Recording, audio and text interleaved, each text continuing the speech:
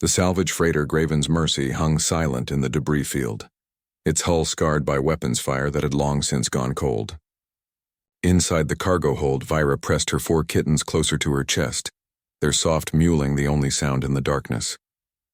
The chains binding her to the bulkhead rattled as she shifted, trying to shield her young from the freezing air that leaked through a hull breach somewhere above. She had stopped counting the hours since the Kryn pirates had abandoned ship. They'd fled when the human patrol appeared on their sensors, leaving behind their merchandise, much slaves, cargo, and one Felidae mother who'd been foolish enough to fight back when they'd tried to separate her from her litter. The life support was failing. Vyra could taste it in the stale air, feel it in the numbing cold that crept through her fur. Her breath came out in visible puffs, and her kittens had stopped crying, conserving what little warmth remained between them. She'd done everything she could, wrapped them in torn fabric from her own clothing, shared her body heat, sang the old songs of her people until her voice cracked. Now, she simply waited. The sound of boots on metal made her ears twitch. Vyra's eyes narrowed, her claws extending instinctively. If the pirates had returned, she would fight. Even chained, even dying, she would make them bleed before they touched her babies. Life signs detected. Sector 7, lower cargo hold. The voice was filtered through a helmet comm, speaking the common trade language. Confirmed. Breaching now. The cargo hold door hissed and groaned as someone overrode the lock. Bright light flooded in, and Vyra squinted against the glare, positioning herself between the entrance and her kittens. A figure appeared in the doorway, humanoid, wearing the dark combat suit of a military boarding party. A human Vyra had heard stories about humans and the newcomers to the galactic community who'd arrived barely a century ago and already made themselves notorious.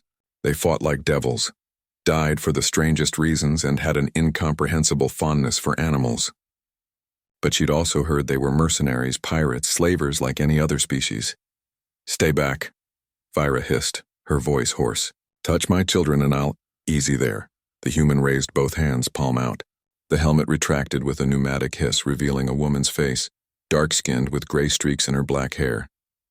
Her eyes were sharp but not cruel. "Commander Alara Quinn, Earth Coalition Navy, you're safe now." "Safe?" Vyra laughed bitterly. "We're chained in a freezing ship. The air will run out in hours. Not on my watch." Quinn tapped her wrist console, and 2 more humans entered, carrying medical kits and cutting equipment. "Jenkins, get those chains off her." "Martinez, I need thermal blankets and oxygen supplementation for the little ones. Move." The humans worked with startling efficiency. The younger one, Jenkins, approached the chains with a plasma cutter, carefully angling the tool away from Vyra's limbs. "Ma'am, this might get warm. Please hold still." Vyra watched in stunned silence as the chains fell away, link by severed link. Martinez knelt beside her, opening a medical kit, but paused. "Commander, permission to approach the kittens? They need warming, but I don't want to—" "Ask her, not me," Quinn said sharply. Martinez turned to Vyra. "May I help your children? I have warming gel and oxygen masks." The question, the simple act of asking, nearly broke Vyra's composure. She managed a nod, and Martinez moved with gentle precision, wrapping each kitten in a metallic blanket that began radiating heat.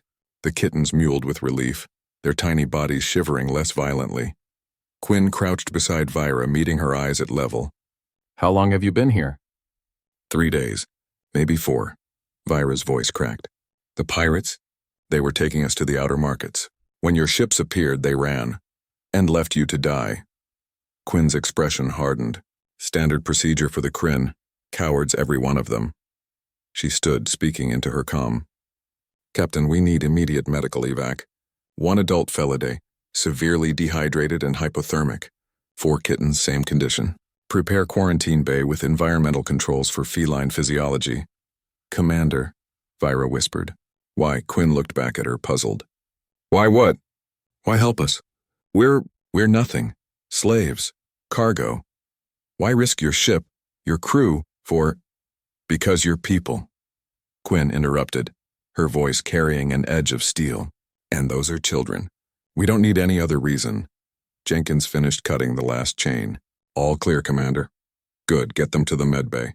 "Gentle now. She's been through hell." As the humans lifted her carefully onto a stretcher, Vyra felt tears slip down her fur. Her kittens were gathered in Martinez's arms, warm and breathing easier. Quinn walked alongside the stretcher as they moved through the ship's corridors. The Kryn will pay for this, Quinn said quietly, more to herself than anyone else. We've been tracking this cell for months. Now we have their ship, their logs, everything we need to burn their entire operation to the ground. Vira found her voice. They'll run! They always run. Let them try. Quinn's smile was predatory. Humans are very good at hunting. It's what we evolved for. In the medbay, a doctor, another human, began working immediately, running scanners over Vira's body while nurses tended to her kittens. The warmth, the oxygen-rich air, the gentle efficiency of the crew. It was overwhelming. Commander, Vira called out as Quinn turned to leave. The human paused in the doorway. Thank you for treating us like we matter. Quinn's expression softened. You do matter. You and every one of those babies. She glanced at the kittens now sleeping peacefully in warming pods. Besides, we humans have a saying, we don't leave anyone behind. And we've got a particular soft spot for cats. As Quinn left, Vira finally allowed herself to relax, surrounded by the steady beeping of medical equipment and the soft breathing of her children. They were alive. They were safe.